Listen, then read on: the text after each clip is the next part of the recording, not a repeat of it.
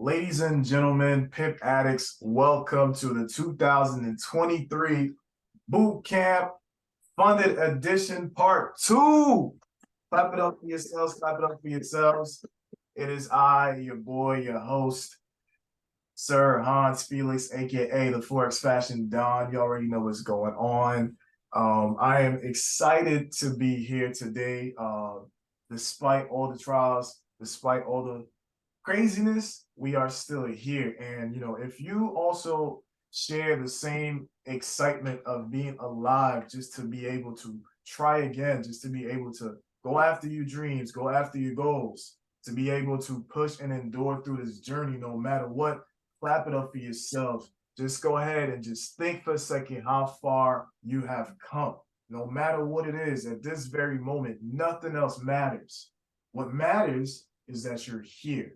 And because you're here, you are still fighting. You guys understand that? You think at any given moment, if you stop fighting, that your life would be any worse or better? I would imagine the first part, right? I would imagine the first part. So this boot camp is not like any other boot camp because this is something I've been praying about. It's been something that's been on my mind for months. And I am very certain that at the end of this boot camp, you guys will find something out of the content of these 3 days that will revolutionize your thinking in the trading space, in your personal lives, and ultimately the rest of your lives. All right. So with that being said, guys, thank you for being here. For those who already know me, you know that I'm very passionate about this.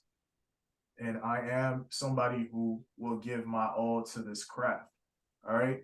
But throughout the ups and the downs of this journey, we learn a lot. We learn a lot. We learn a lot about ourselves.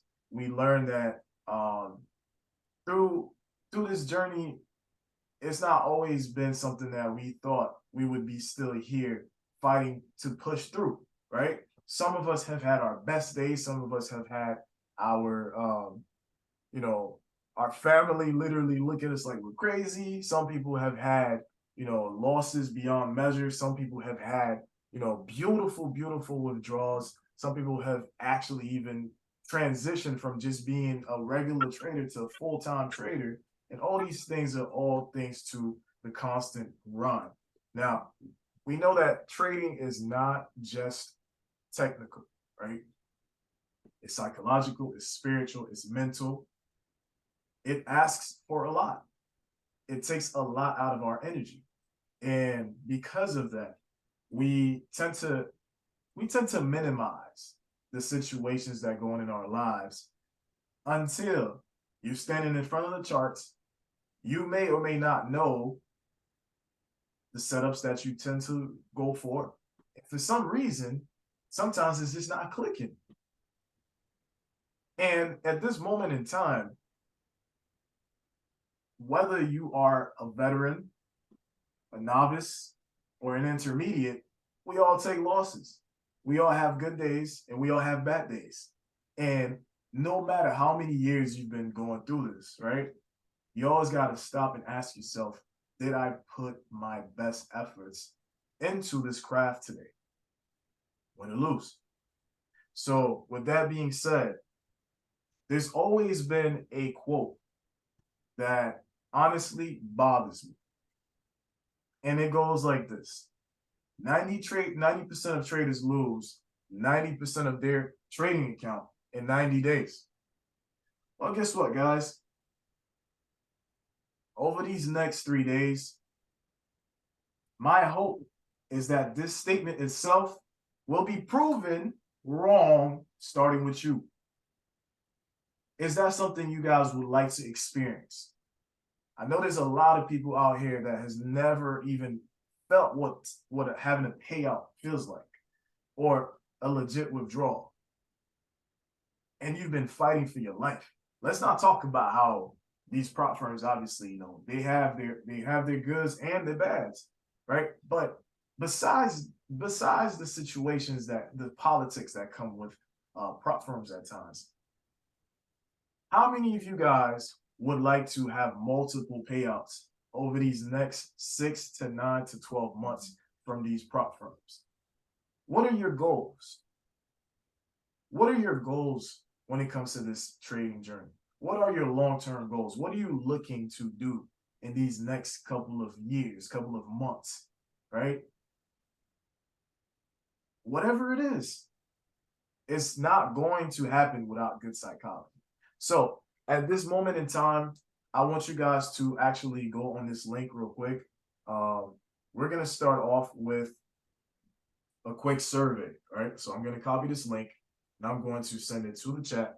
I want you guys to click on this link so we can start. All right, let's go ahead and click on this link so we can start. How we doing? We doing good? So far, so good. Good, good, good. You guys excited? Excited. Awesome, awesome, awesome, awesome. Let me know if you have the link on your end.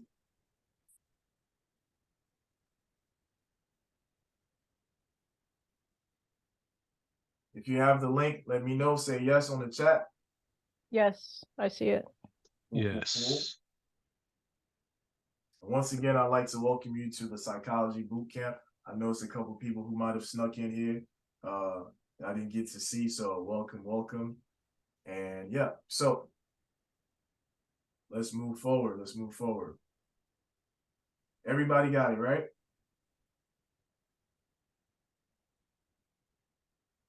All right. So yes. So let's go ahead and get into the nitty-gritty. First of all, if you've not had a funded account just yet, just answer the first part of the question. All right, so move towards the part where it says, what are some reasons you've blown an account? Let's just get right into it. Let's just get right into it. All right, so I'm going to give you guys about 1 to 2 minutes to answer the question, and we will go over it together. Note that this is anonymous, so I'm not going to know who wrote it. It's just to basically get you guys engaged. All right, So it's not working. When we put the answer and try to submit it, it is in a loop. That's fine. It does work. It does work. It does work. It's all right. The answers are coming on. The answers are coming on. I'm already seeing some answers that I know. Cool, cool, cool. The answers are coming on.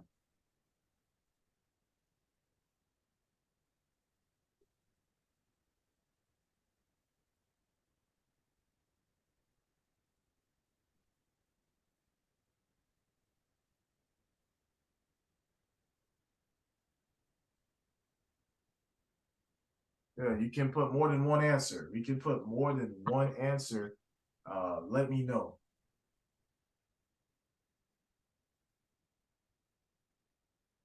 I should put on the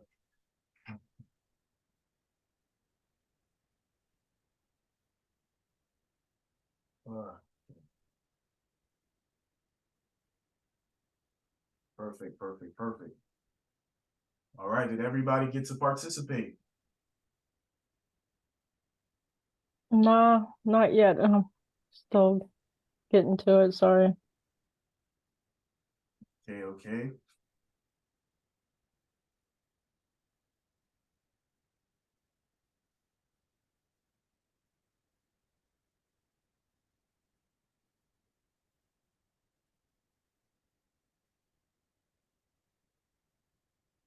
All right. So, you guys good?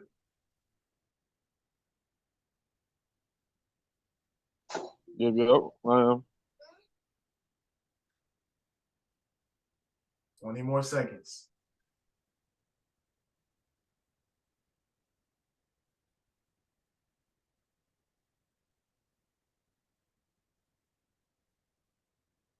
Five, 4, 3, 2, 1. All right, so let's go ahead and see the results. All right. So we got a couple answers, obviously, from this question. So the question that was asked is, where is this?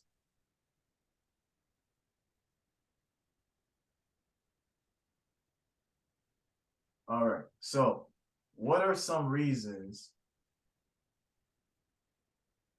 that you've experienced blowing an account, or why, right? So someone says, until now, I don't have my own account. We had psychology was not aligned with everything. We have our leverage due to drawdown, over leverage due to drawdown, not have a high quality setup, okay? Fear, not holding a trade long enough, no patience, not sure where to put my stop loss, fear of losing my money. All right. We also have not confident in trades despite doing the analysis. Cool, cool, cool. I think I saw a couple more answers. Let me go back and see if I missed anything. There was, oh yeah, definitely see some more here. Let me see what, okay, just want to make sure. All right. Yep. We got impatience, greed, risk management, the lack of patience for the proper setup. I don't have a prop firm account. Greed, not taking what is on the table and having tunnel vision, not being consistent because of fear of loss. All right, too much risk on one setup, over leveraging, over trading that lead to breach of daily drawdown. Haven't blown a funded account, but a personal account. I did not trade a manager on account and came back to an L. All right, I think this meant I did not have a trade manager. I think I might have read that too fast. So we got a couple series of answers. Obviously, I'm sure they are all relatable, right? They are all relatable. So it happens, right? It definitely happens. All these answers are definitely answers that we can all relate with. Now, let's go ahead and start with greed. Where do we get greed from? Where do we get greed from? Like, why do we get greed? Does somebody want to unmute themselves? Why do we get greedy? Why do you think that is? All right. Greed, basic sin. One, first and foremost, if you have if you have a funded account, chances are you're not used to making that amount of money in the market. So we tend to hold trades longer than we should and not, having a better exit, because when you're taking a trade, you have to have an exit plan as well. And coming from my experience and myself, when I first started, engaging these prop firms, I will be up a couple $100, sometimes over $1,000, no stop loss. And I'm like, oh no, I'm gonna wait until I at least hit 1%. And when I used to take these prop firm challenges, I would get murked. And that's greed. And I've learned to curve that greed and tell myself that I'm okay making even 0.5% a day, because we do not make that in our own check-ins accounts when we are investing our money in these banks that's collapsing. So we've got to be mindful of that greed. It will break you. Well It will said. catch Well you said. slipping. All right. Well said. Well said. Thank you. Thank you very much, Lamel. Now, let me tell you guys what my definition of greed is. Greed at times isn't fully defined to a realistic extent. Greed is a response to necessity manifested aggressively, oftentimes without regard to risk or consequences. Irrational decisions thus become overwhelming. With greed comes risk. We can all agree that this market requires risk. Yes or yes. But to an extent, risk should be calculated. Sometimes I'm asking if we're really greedy, because if I'm looking at these market makers, and I'm looking at these banks, and I'm looking at these prop firms sometimes that unfairly create rules, who's the greedy one? But who's the one in need? Usually the trader, right? Because from greed comes lack. Sometimes I'm sure if the person experienced having, we would probably be less greedy. But there's a judgment call when you've already had and you want to add to what you already have without securing what you have.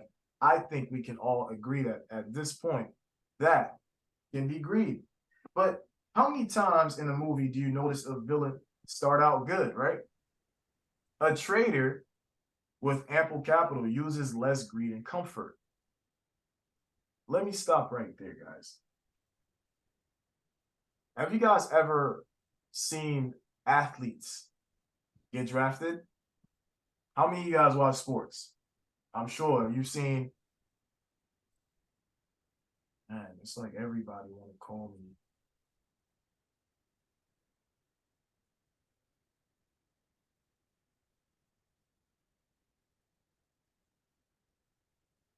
It's like everybody want to call you at the exact time when you doing something, bro. It's so crazy. Like, and it'd be the same people that be watching your posts, bro. So crazy. All right. So, how many times in a movie do you notice a villain start out good? And then at some point, they turn into a whole villain, but it all had a reason, right? So when you're asking yourself, what are some reasons why you feel like greed plays a role in your trading? Right? We hear the word greed, but it's coming from a place. So let me see on the chat right now. Actually, no, not the chat. The same platform that we were using. The same platform that we were using. Give me 1 second, guys.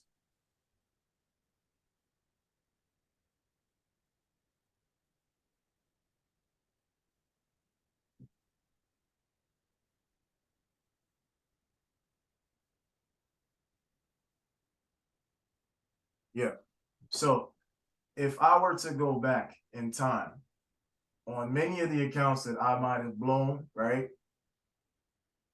And just to think about the greed factor, what were you needing? What's the bills due? Like, were we tired of losing? Did it come from US 30 doing us dirty? You know what I'm saying? Like, when's the last time you remembered you made a decision and you had to just say, oh yeah, this was greed, but you knew it has something deeper than that. So remember, I was going to make a statement about a player that just got drafted, or like some of them young kids who signed a big contract with a team, a basketball team or a football team, whatever. Typically, we hear those stories of these players that go broke, and I'm already seeing it on the chat when somebody just said that lack of trading plan. How can we blame ourselves when 99% of us has never touched six-figure capital to trade with? How can we blame ourselves sometimes when most of the background of where we come from is a background of lack, poverty? So we were never used to being in certain environments where we felt abundance for the most part. We're not talking about spiritual abundance. We're talking about physical, materialistic abundance. Let's just keep it real. Most of us don't come from a rich background. Am I lying, or am I just saying things out the blue? Right? I don't know everybody. Out of respect, right? Pardon my statement, but most of us from our immediate bloodline probably don't come from a family where we have it all together, right? Even if we doing okay, we might have a couple people, or even our immediate family, that lacks. So what do we do as traders, most of us? Well, we go aggressive because mama need a house, Baby needs some shoes, times are getting hard. Guess what we gonna do? Hustle. And unfortunately, we hustle hard. And sometimes it's not worth it to practice this aggressiveness at the wrong time. At the wrong time. So is it really greed? I'd like to think that greed can be fine-tuned, but at the right time. Can you guys agree or no? Let's give it a quick side segment here. How do you guys feel about what I just said just now? Because this boot camp is about psychology. I want to hear your thoughts. All right. So who wants to talk about that real quick? Who wants to go? This is Liz. I agree with what you're saying because I did have an account, six-figure account, and I did blow it. And I hustled too much and should have just where I was at, I should have just kept it and I would have been fine with it now. Now I have to start over again. Right. And how does that make somebody feel? How does that make you feel when you made that aggressive decision and now you got to start back at ground zero? How do you guys usually feel? Talk to me. Unmute yourselves, use the chat, whichever. I want to get feedback. I want to get feedback. What's up, brother Neil? Found. It's good to have you, Kelly. I actually decided to study with what, with the trade that I lost, I studied. And then 3 days later, I was like, okay, I understood what I did, which I'm happy about that part.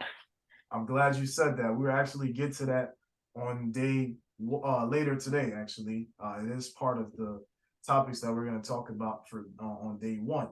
So we can definitely say that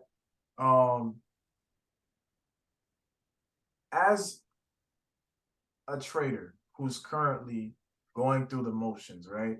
You guys have seen what it feels like to even see numbers like those 6 figures that these prop firms allow for us to pay for, right? Now, it is simulations.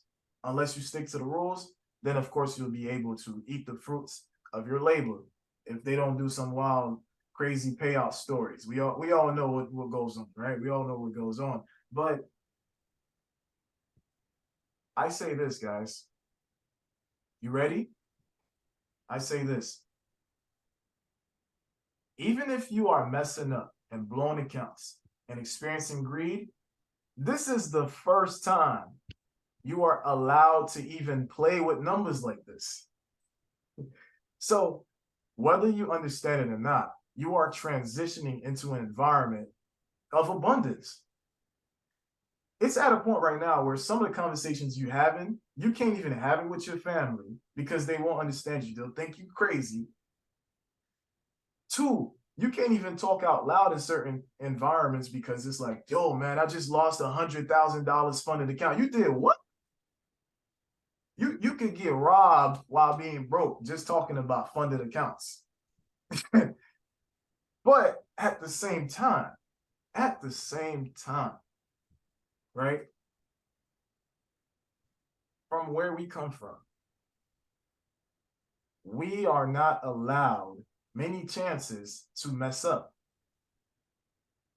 Even with songs, you always hear, you only got one shot and one shot only. Opportunity knocks once in a lifetime. You better, all this is playing into your psychology of greed because you want to aggressively show and prove yourself that you are worthy of the challenge. But again, you have to practice your tools and aggression the right way. Okay. Now, here's something else I wanted to also add to this point. This is good, right? Y'all enjoying yourselves? Here's something else. Here's something else I wanted to add to this point. Look, millionaires lose hundreds of thousands all the time. So guess what? If there was any moment where you needed to experience loss at another level, let this be it. Let this be it.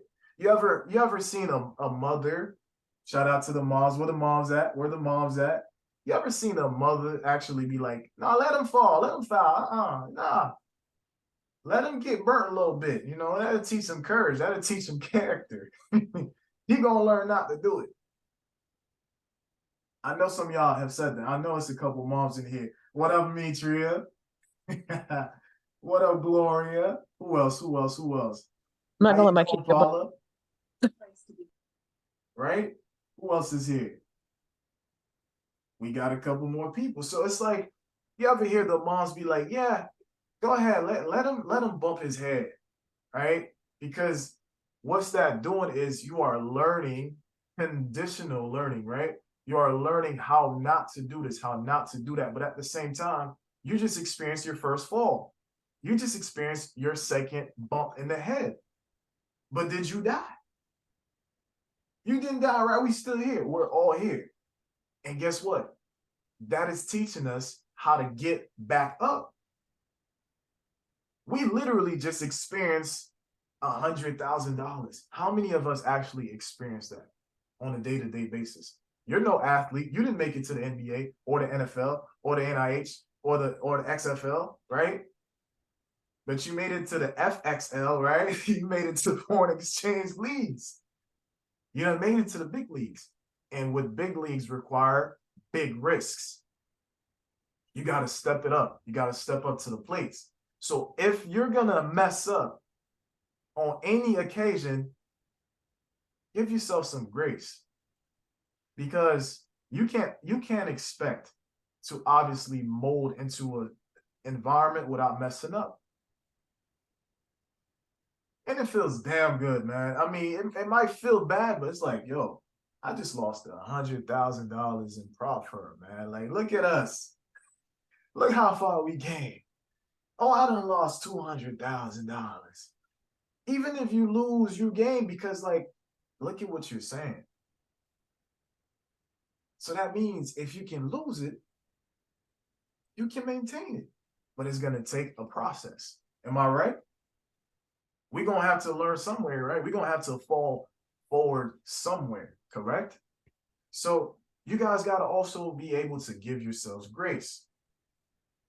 And you got to be able to learn how to motivate yourself through good days and bad days. All right? So let's put that to the side real quick. How you guys feeling about that? How you understand that? How many times have you guys sat down and forgiven yourself for learning how to become a millionaire? Because if you're going to become a millionaire, if you're going to become a long-term trader, how else would you have understand loss to really, really appreciate wins? You see, it's deeper than Forex. Like, it's really deeper than Forex. It's deeper than the charts. Look, it's not just about currency exchange.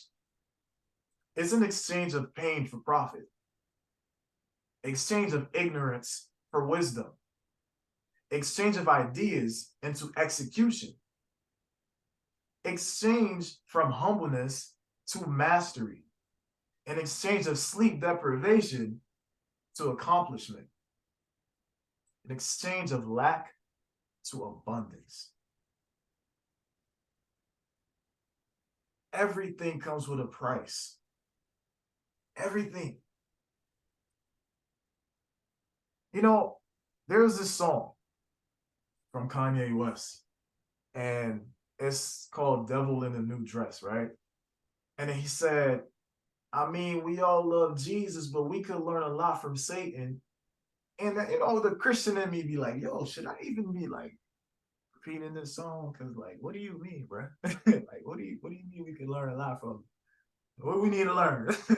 We learn not to do that. Oh, dang. I guess we could learn. Because imagine falling from grace. Imagine falling from a position where you had it all. I've been through that many times. I got a friend on this call right now. Him and I have gone through one of the worst things. A broker literally stripped our funds. And that's when I finally figured out that some brokers can jurisdictionally do things and you can't do nothing about it. But did you know in that same situation, I understood resilience?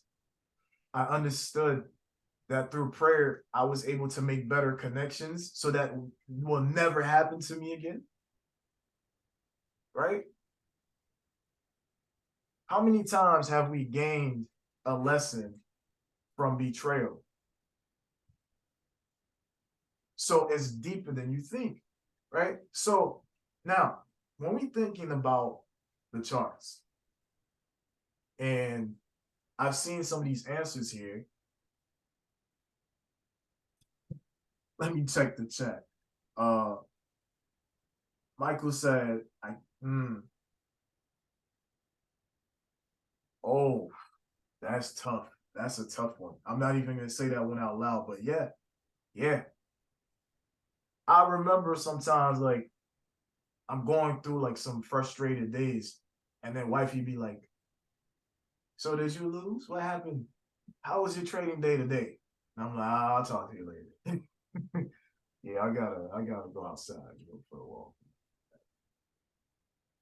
Oh, okay. So I see what's going on. Do you want some food?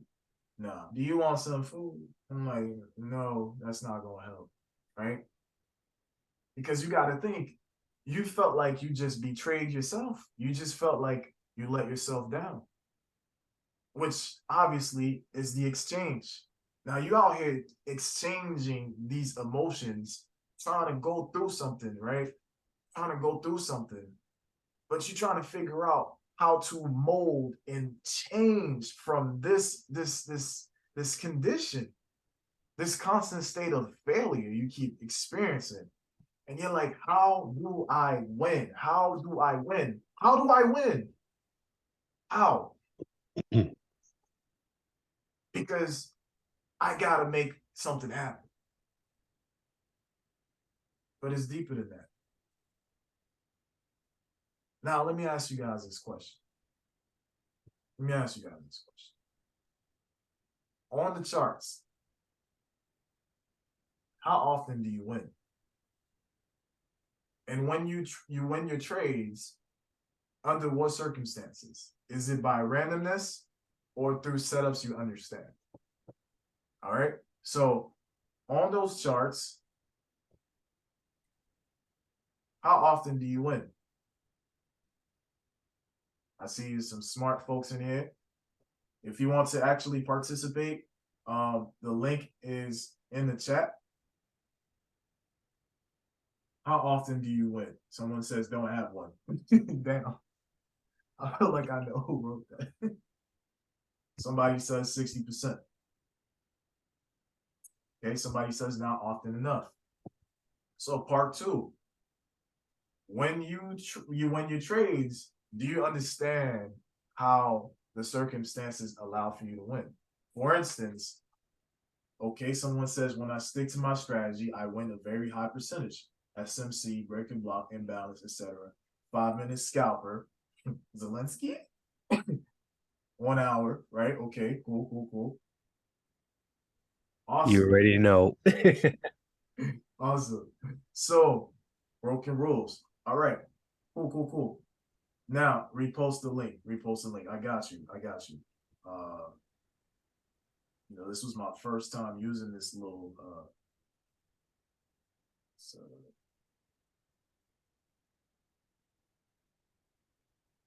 this platform here. I got it from somebody who was preaching a few weeks ago. And I was like, yo, I need this. I need this for the interaction. He's like, bless you, brother. I'll send you the link. I'm like, God bless you too, my man. And I think it's pretty much a pretty good platform, don't you guys think? Nah, that's a fact. I am taking notes to critique you too as well. Yeah. No, I told you it wasn't gonna be no boring 3-day boot camp. Ain't nobody break it down like I break it down, man. Come on.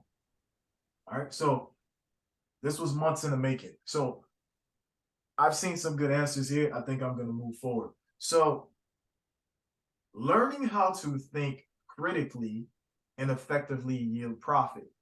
That's one of the reasons why we don't win. Learning how to think critically and effectively to yield profit. All right. So how do you do that? You got to have an effective thought process, even while in the trade, to avoid much anxiety. How do you do that? All right. Now, I asked you guys, how often do you win? And when you win trades, under what circumstances? Is it by randomness or through setups you understand? Now, next question. What setups do you guys usually see better? Right? I want to hear your answers. What are some setups that you guys see better?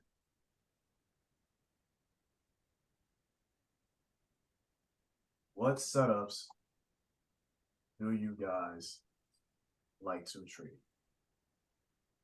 You know my favorite setup. Great. I gotta get back to the link, but I could talk about that as I'm getting back to the link. Where is on the screens? Oh, you already know me. Supply and demand. Mm. 1 hour confluence or higher time frame confluence. Usually I use the 5 minute in confluence with it could be with the 15, 30 or the 1 hour, but the stronger the higher the confluence, the stronger the move. So yeah, that's all I'll say right now. I don't want to say too much. You ain't gotta say too much.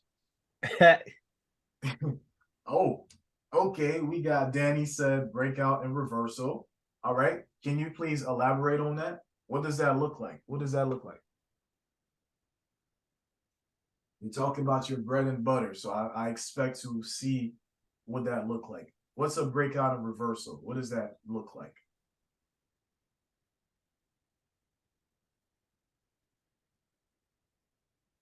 Feel free to unmute yourself too if you want to make that an easier option for you. All right, I want to see more answers. I want to see more answers. Break and retest. Okay. Supply and demand. Rejections with break and structure. Okay, I know that. I know that setup. Okay, who else? There's about 19 of y'all. This might be the moment where you realize you don't have a setup. And that right there is an awareness. Sometimes it might not just be psychology. It's like you got no tools. You just go in there, no rubber, no lube, no nothing. You just go in there, walk in for the market to do you the worst way it can, right? With no weapons, walk into a whole gunfight with no what, not even a knife. So it's not just about psychology. And let me keep it all the way real with y'all. Some of you guys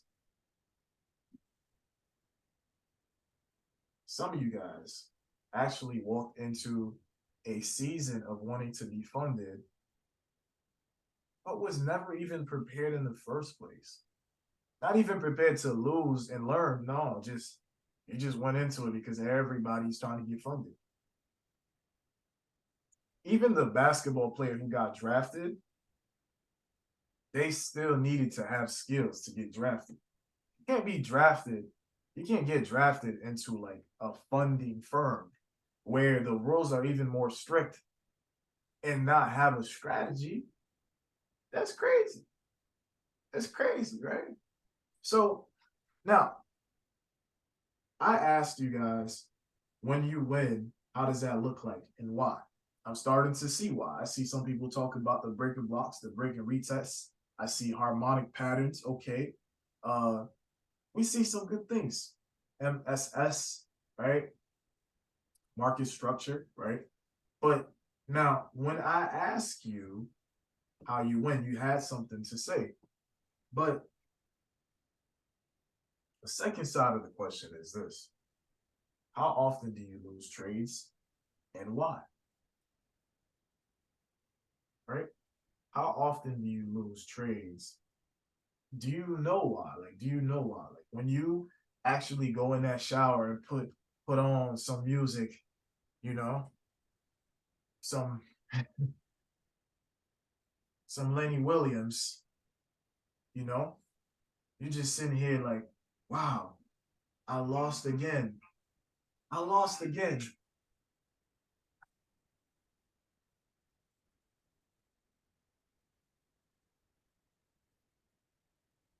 lost a funded account again.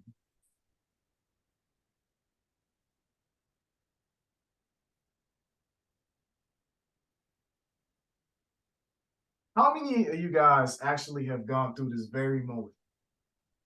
How many of you guys have felt the detrimental feeling of starting over again because you got nobody else but this guy or this woman to blame? And now we got to sit in the car. Now we got to be all nice with you know, our significant others, knowing that something's eating you inside, and you got to cry like Lenny. You got to cry like, oh. Who has been there, right? Who has been there? And it's like half the time we're going through situations like these.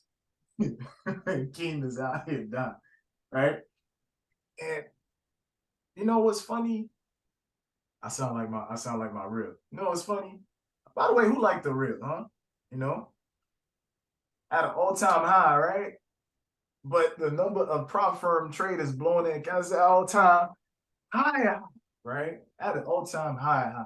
And it's obviously a problem. So, but how do we figure out problems? Is by asking the right questions. Asking the right questions. And the thing is, there's so many reasons why sometimes we lose. But figuring out why is your way to win, is your way to get back in the game. Because I like to think of myself as a mental athlete now that my knees have given the best of the years that they had, right? I tested my knees to its limits when I was a kid. I was out there in Haiti, man. I would jump from the top of houses, trying to act like I'm Power Rangers number 8, 564, episode 4. You know what I'm saying? Like, I was out here pretending I was Goku and the white and black Power Ranger all at once. So when I think about why my knees be buckling, I think back at those days and I'm like, yeah, I had it coming, you know? So, but at least I know why. I feel like not enough traders focus on the why and instead just keep blaming themselves. So as an advice to you, I want you guys to focus on the why. I want you guys to be accountable with yourselves, because by being accountable with yourself, you get to have the real conversations. No, not because you're a failure. No, not because you're a failure. Because let's be honest.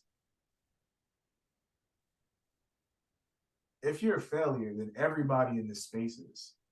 Because one thing that's guaranteed about trading is that you're gonna take some losses. So are you a loser? No, you're obviously that's not. Obviously, you're not a loser, right? So you got to understand that there's lessons behind the losses. If you're looking at an athlete, even if they go into shooting their foul shots, right? You can tell if they didn't perform well, that player cannot wait for the game to be over to go back and practice those shots. The person that learns to win actually is the person that critiques themselves constructively. One of my favorite players, rest in peace, is Kobe.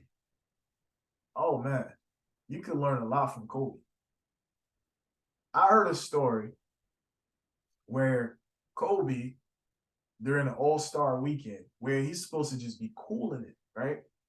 Enjoying having a good time with the fellas. It was like, what, 4 a.m., they say. LeBron literally, and Carmelo, and the other guys said they were coming back from the club.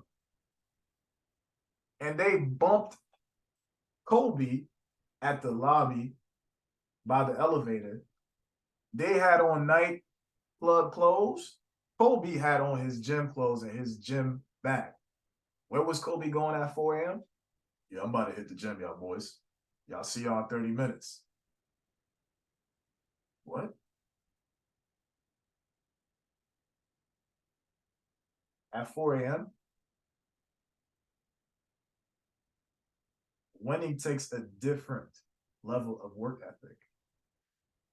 And it starts with practice, practice, practice, not being satisfied of your current state, even through losses, right? So how you handle your profits and how you handle on getting over losses is a very important part. You have to move on quick. You got to act like that person, that wasn't even you. But the lessons that person left behind, you appreciate it. All right. So one big way to actually document your losses is to be very transparent with yourself. Like, yeah, you know you had no business putting that 10 lot. You know. Right? But does it mean you should never put on that 10 lot? Well, maybe it's under the right circumstances that you should put that 10 lot. Or maybe you should learn how to break that down. Instead of putting 10, maybe you want to divide that by 4. I know some of you guys have heard me say that before. Might want to divide that by 3. And you got to also know the setup. So that goes back to the same question that I had asked you guys earlier when I said, how do you determine your wins and how do you determine your setup? If some of y'all say you don't have a good setup, you don't know a setup, that's concerning, right? Because how many of you guys experience anxiety on the charts? Right? To have the right thought process in the trade that's going to allow you to help against anxiety, the answer is simple. You have to know your setups. How do you know your setups? You have to know the situations that are presented in front of you. Like, for instance, my favorite setup, one of my favorite setups is the breaker block. Why? First of all, I could find a breaker block on any block. I really rock this thing. It don't matter if it's Bitcoin, if it's GJ, if it's GU, if it's AU, if it's EU, if it's GBP, URC, GBP, you know what I'm saying? Like NZD, it don't matter. Because I know, one, it's a setup that I can find on any chart. 2, I know exactly where to put my stop loss. 3, I know if I'm able to put my stop loss where I'm able to put it, then that allows me to know what to risk. 4, it allows me to know where the destination could potentially be. Those 4 levels right there. Those 4 levels right there, they help to lessen anxiety. Because once you understand your risk, once you understand your reward potentially, and once you understand the behavior of the setup, all those things help you to manage your risk and even double your risk the right way. Now you're able to put in that lot size. You're going to sweat a little, but don't sweat the technique. You know what I'm saying?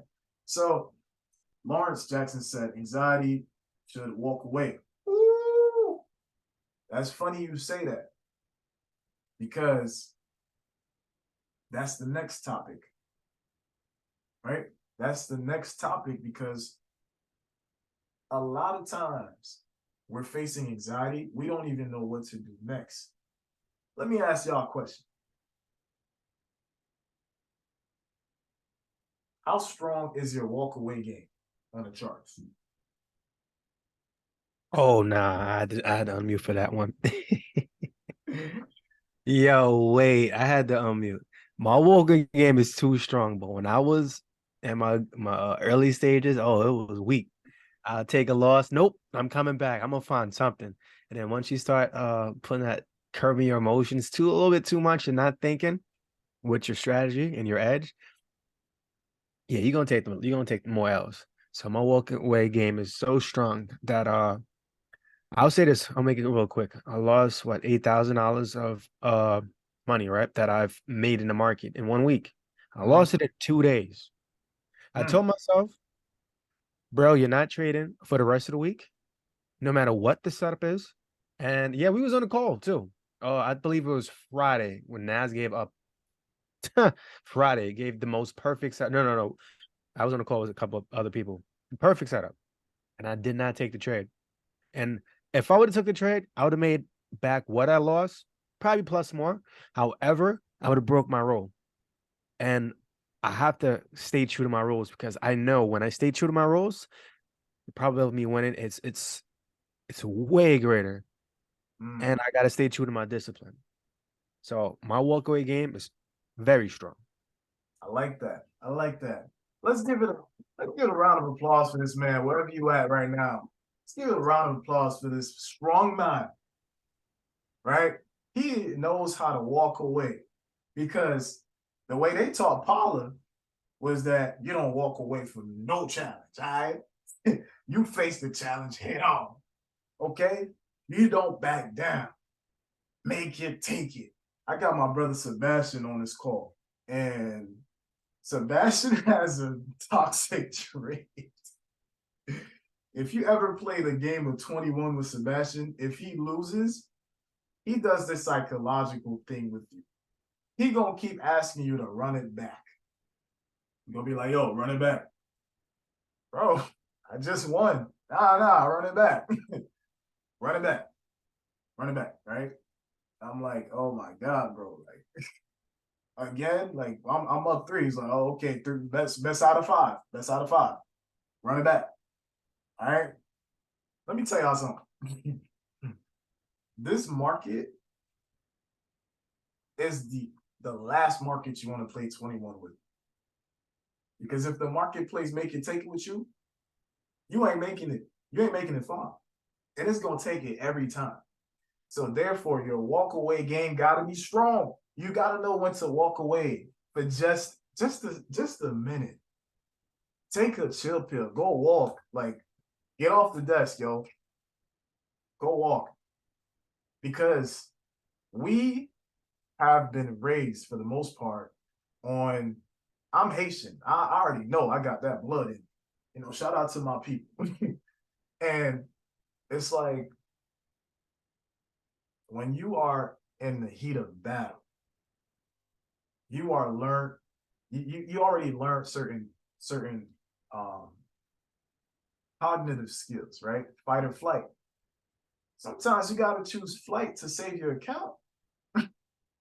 Let's be real, right? And we have too legit to quit mentality. Nah, I'm not letting this loss fall on my shoulders. No. Nah, we gonna have to finish the day with a win. Right?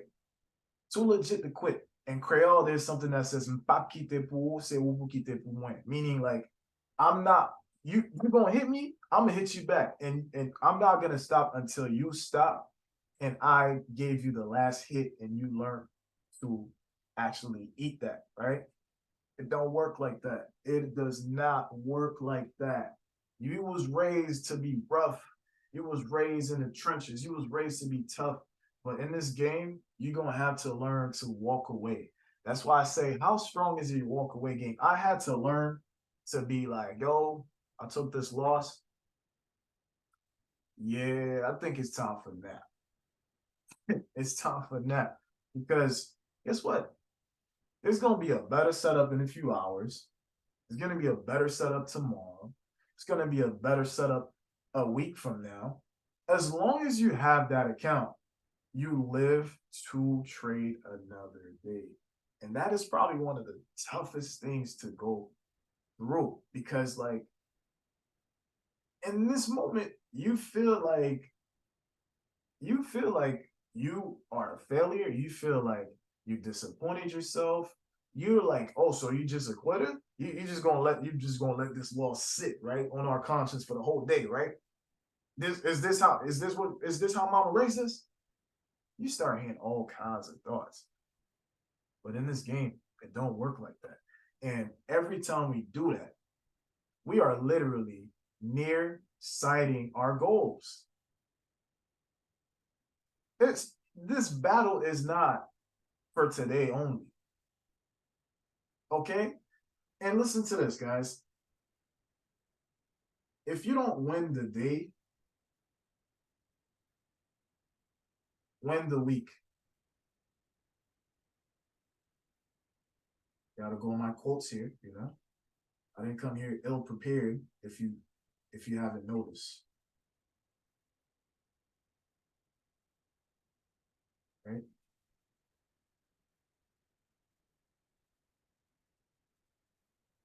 So I want you guys to be excited to watch this recording. I want you guys to be like, yo, I can't wait to go back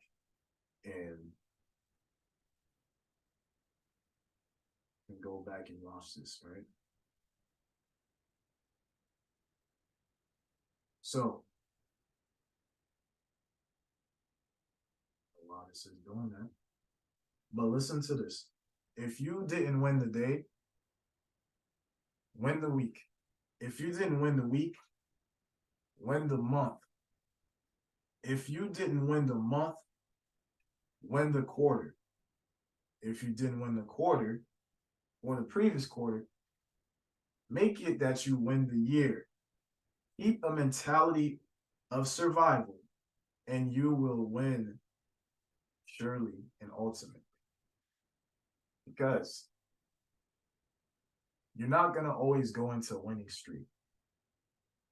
But the wins that outweigh the losses are obviously going to be what keeps you alive enough to survive a payout. Does that make sense? Does that make sense? Makes sense. Yeah. Lawrence says money-based system should be turned into a point-based system. Don't need to watch your money. Pips equals reward. Reward is money. Risking the amount. Risk times amount every trade, no matter what the lot size is, saying for profit. Yeah, bro. I appreciate that, man.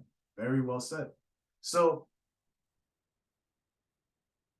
I need you to also write this one down. 90% of traders fail. Good thing I'm the remaining 10. 90% of traders fail. Good thing I'm the remaining 10. Good thing I'm the remaining 10. How you like that one? How you like that one? It's fire.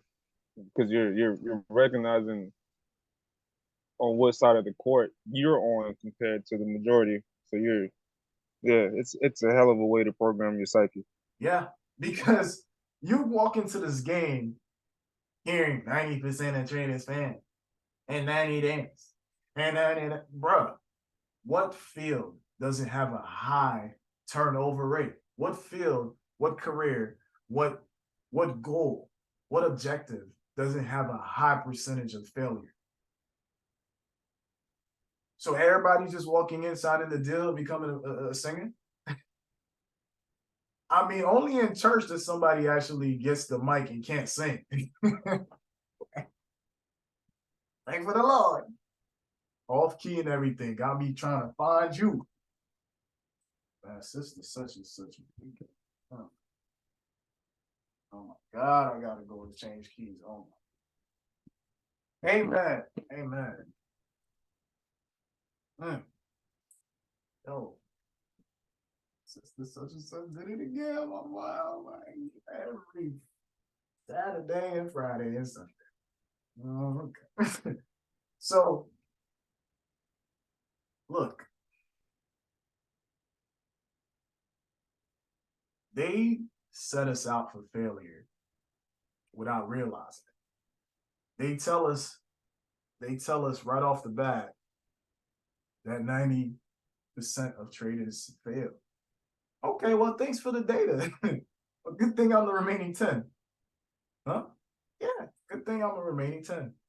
Because what's failure? Let's talk about that. What's failure? I didn't come here to quit. right? I might take a break, but I'm not quitting. So how am I going to fail if I never quit?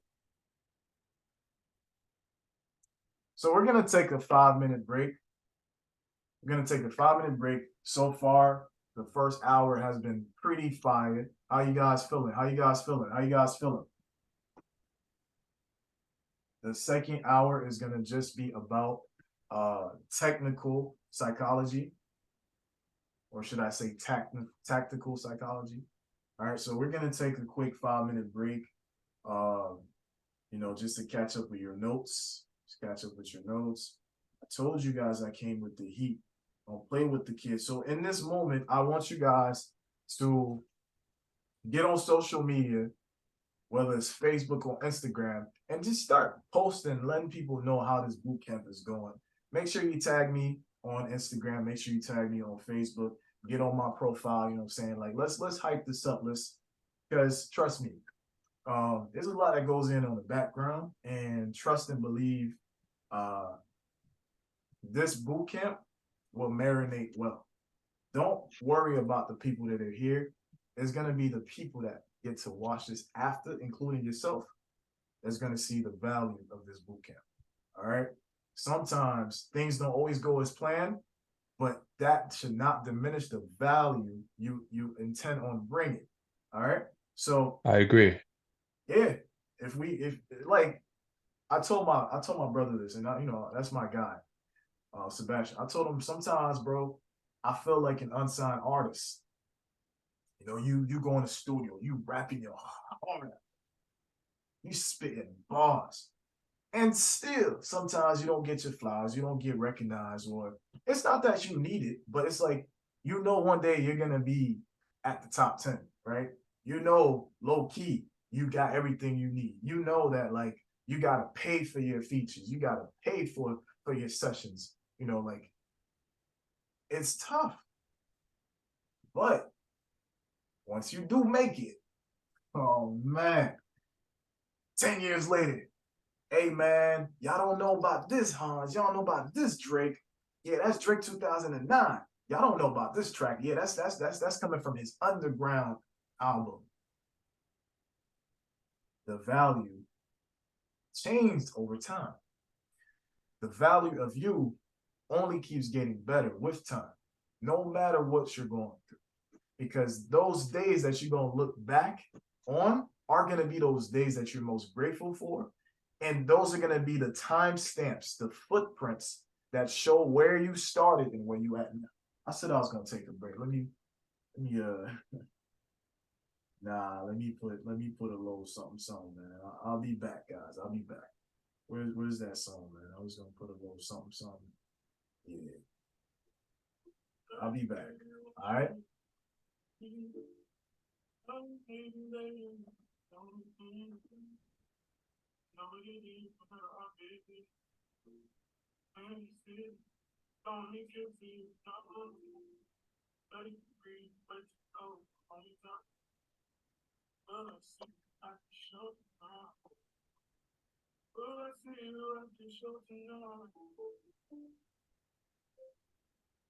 Hey, truck to the plane, to the truck to the hotel lobby. Me, I go through underground garage, presidential suite on the plaza, elevator up to the room, shower up, and then we hit the club. Touchdown, gotta see what's up. Area code in my phone. What numbers do I still have? Who do I know from the past? Hit one, she say she got a man. Hit another one, it goes green. Must change phones on the team. Then when you let me in between, that was 2017. All good, chuck a look around. Find one to see my type. Then my dog and he know what I like. He done found me plenty in my life. Problem is I meet a girl tonight. Then I go and treat it 2 nights. Got a red credit card swipes. I don't even know if she a wife. But I do know one thing though. Women, they come, they go. Saturday through Sunday, Monday through Sunday, yo. Baby, I'll love you one day. Baby, we'll someday grow. Till then, I'll get my drunk on that runway. And it's my way. Baby, won't you make me buy me? Baby, baby,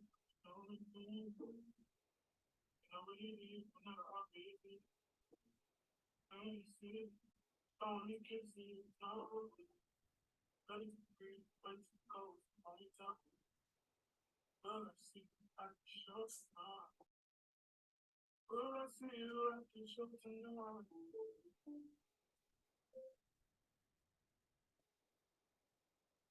Jury in the state on arrival. On day for survival. A lot of people gunning for the title. A lot of people trying to take us viral. I was trying to have a nice night though. Waiter brought a check for the meal. She said, babe, I think it was a typo. Nah, girl, I got it. That's light though. I can show you bigger things than that. It's gonna be a minute till I'm back. Let me get your images that last. Amex had a limit in the past. I had plenty women in the past. I done plenty sinning in the past. You don't need to know, but you can ask. Thinking on your back, days pass. All that said, if you bad, if you go wherever with that ass, show to the shout, to the truck to the club for the party. You go in first with your girls, cause I don't know who's out there watching. But I do know one thing though, women, they come, they go. Saturday through Sunday, Monday, Sunday, yo. Baby, I love you Monday. Baby, we'll someday grow. Till then, I'll get my drugs on that runway, this runway.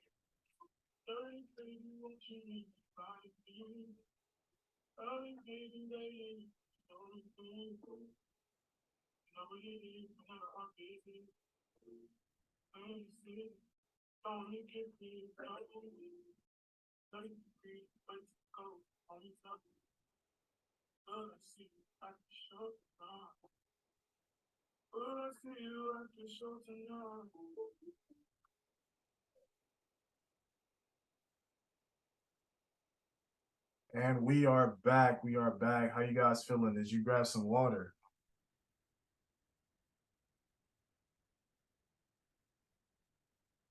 Did you grab some water? How you guys feeling? How you guys feeling?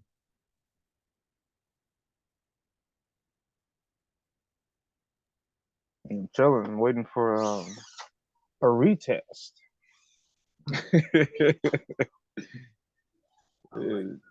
JPY coming out hard. Yeah, I'm looking at JPYs right now. Like, ugh. GJ drinking that juice. Yo, for real, that's exactly what I'm looking at. Yeah. Like, hey girl. Nice little internal breaker structure. Mm-hmm. He's in his Alright. range though. It'll be a few cuts, but nothing too crazy. Yes. All Watch right. out. I just want to make sure everybody is back. Awesome.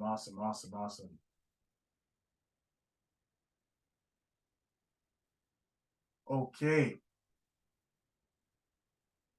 So this part, obviously, I'm not sure if you guys have been paying attention.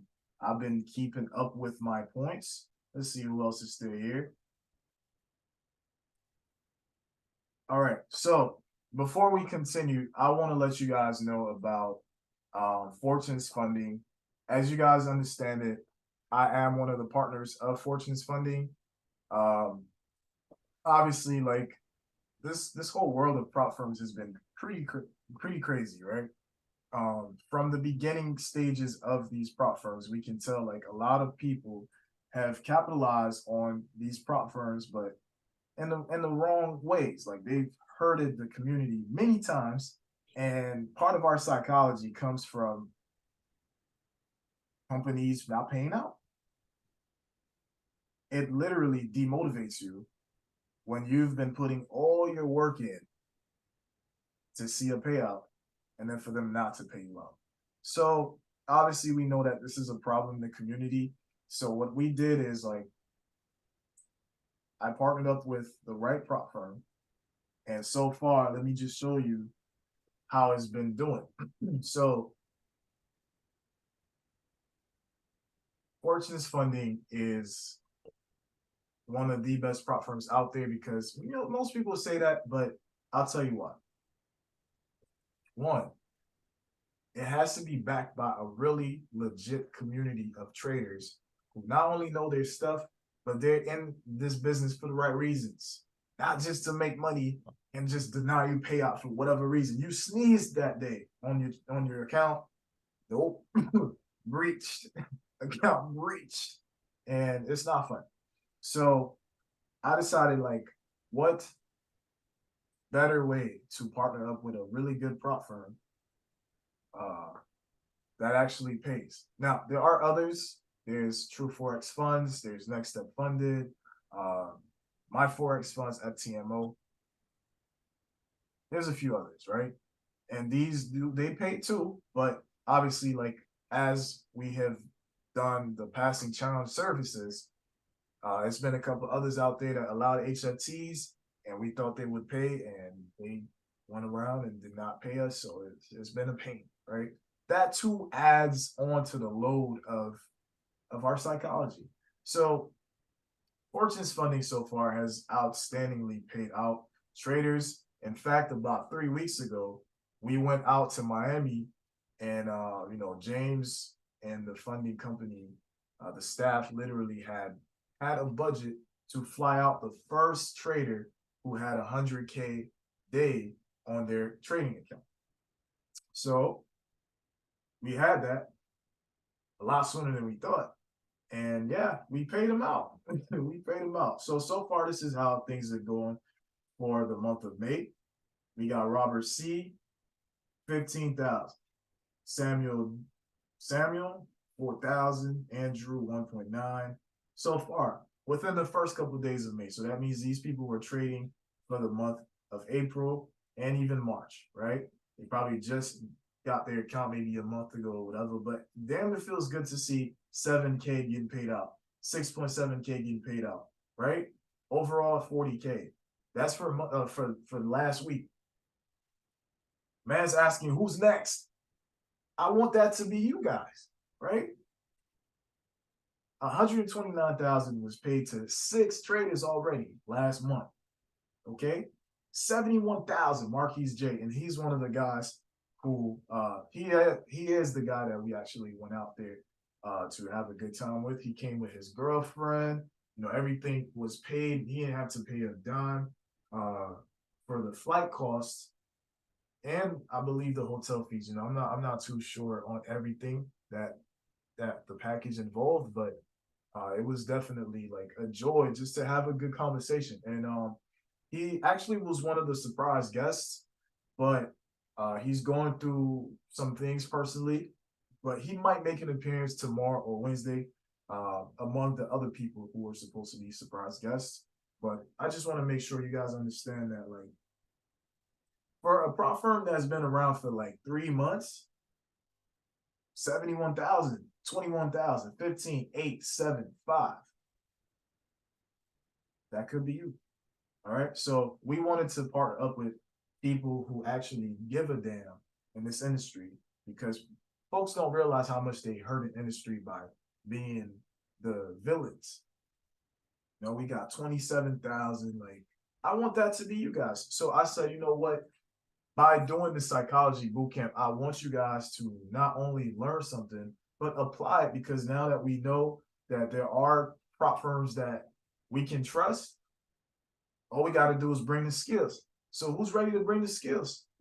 And I spoke to James, and he was like, yeah, let's do it. So as of right now, the 20% off promo code is still ongoing. And let me show you what that looks like. So Fortune's Funding Telegram group, as you can see, the 10K account, $87 instead of $109. The 25K account, $143 instead of $179. The 50K account, $263 instead of $329. The 100K account, $383 for 100K account. 200K account, $759 instead of $949. And a 300K account, $1135 instead of $1419. Now, let me tell you guys something before you go crazy, right?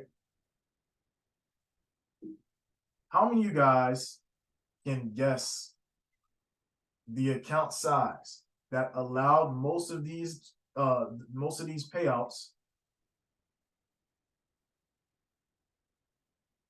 to make these type of withdrawals? You got to be 200 and up, unless they're just going bonkers. Yeah. Let me go to the leaderboard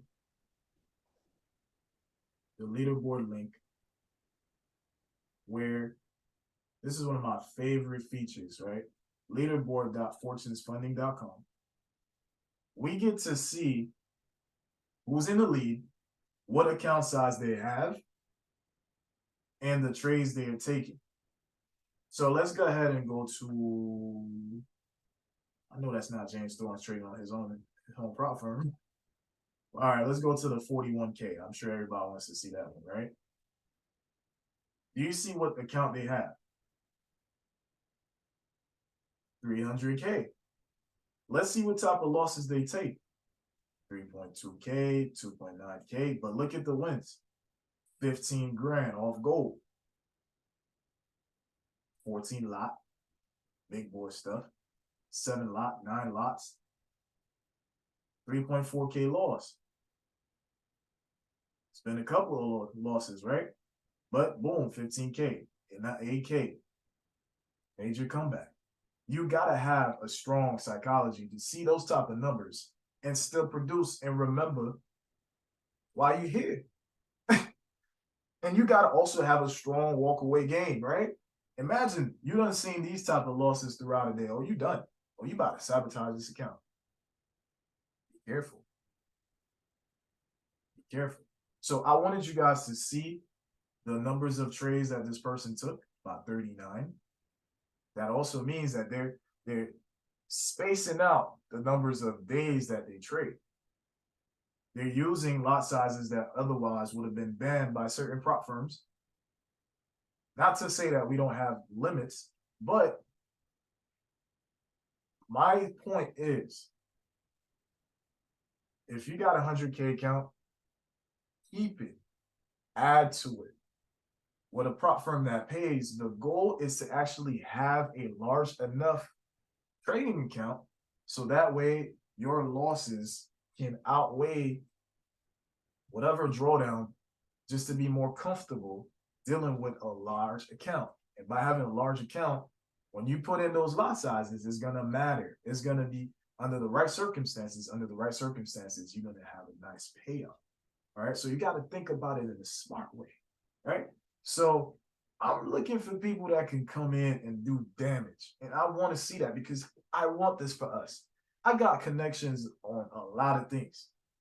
E-commerce, PAMs. I want us to be able to start putting money to earn passively so we could trade with less stress. There's a couple people in here that are like real estate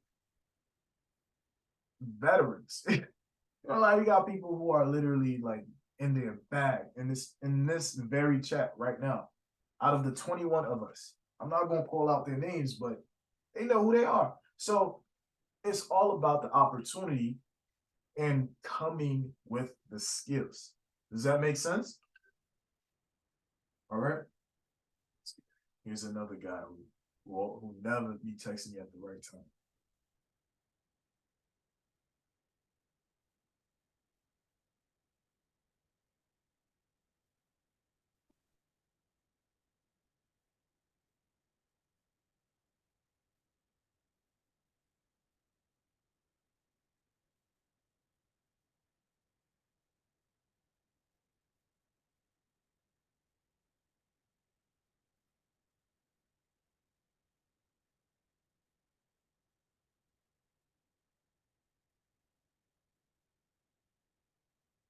Okay, so I wanted to cover that part, guys, just to show you, what's possible with the right firm. So now let's focus on the technicalities of our trading mindset. Okay, so I'm gonna delete what's that now. All right. So before I continue, what's everybody's favorite line of pair? Like what's a go-to pair that you guys love to trade? All right, let's see what the traders are thinking about here. Like how many of you guys love to trade a specific pair? You know that pair like it owes you money. You know that pair like it's your first son or daughter, or, you know, your favorite food. Sometimes I take a gun or a U-pad. DJ Gold, Nas, EU. Oh, looks like Nas got a couple significant others. You thought you was the only one. So let me move this laptop here just to make sure my attention is towards you guys. So EU, okay. My man Lawrence said EU. I like EU. EU. That's all I gotta say. GJ, a lot of GJs, US 30, UCAT, yeah, I knew it. I like US 30 can't make my goal for the day just on demo. It'd be like that. So why do you guys like those pairs? If somebody were to ask you, why do you like EU? What do you think about one trading pair only? I think that's fine. I think there's nothing wrong with that.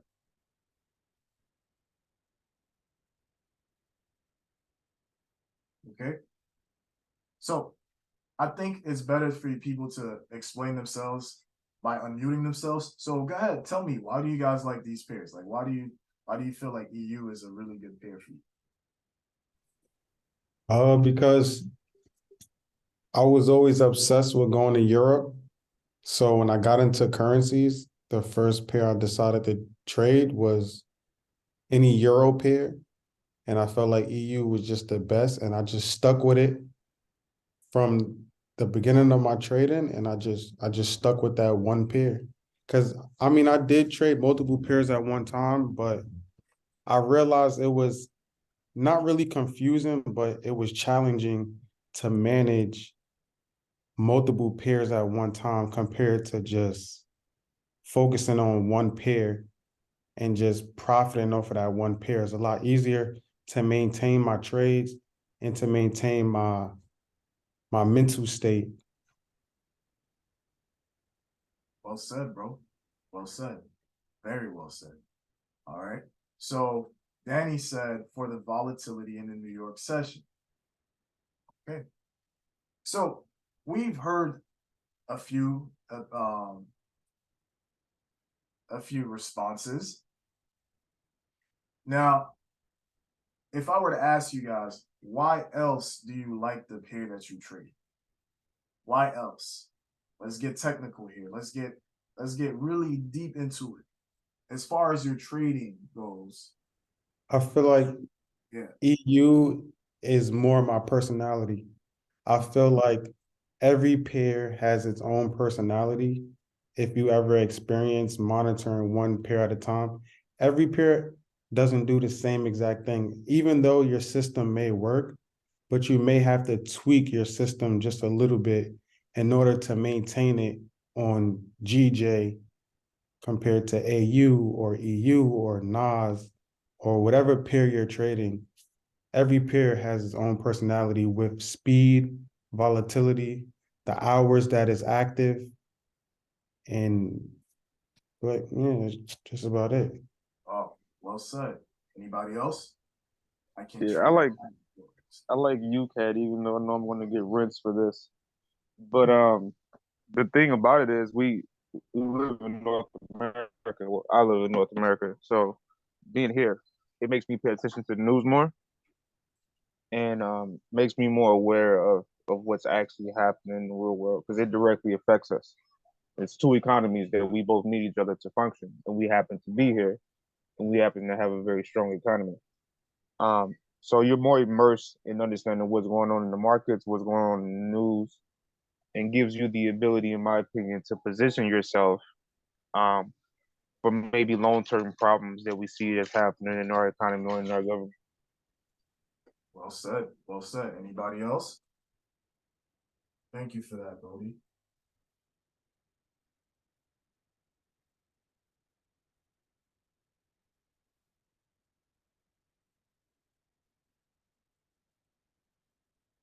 All right. So most people on this call don't know why they get in their own trades. Is that what I'm gathering? This is Liz. I like to see quasis and look at the day and 5 minute. Okay. the break okay. of that, and a couple other things. All right. So now let me get more specific because there's always a disconnect sometimes when people ask questions, right? I'll tell you guys why I like certain pairs. Ready? I like EU. And I'm gonna tell you why, because as a trader, you have to know why you like a pair. Not just because of their behavior, that's one part of it.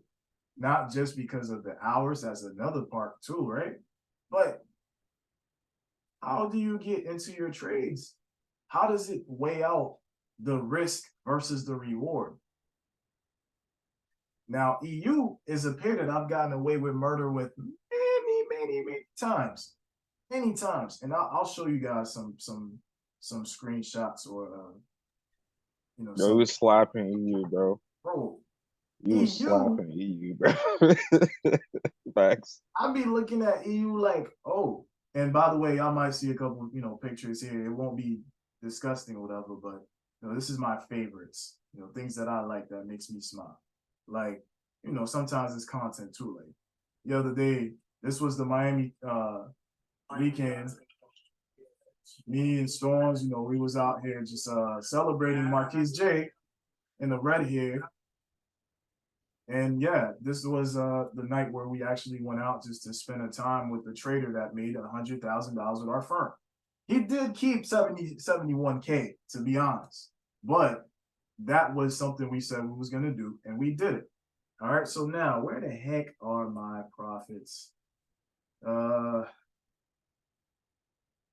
We're a family here, right? So see, this is what goes on when I'm editing these videos, man. It's not easy. It's not easy. All right, so EU. It'd be a lot of. All right, so here's one. Here's one. I'll put in that 10 lot, not because I wanted to or because it was cool.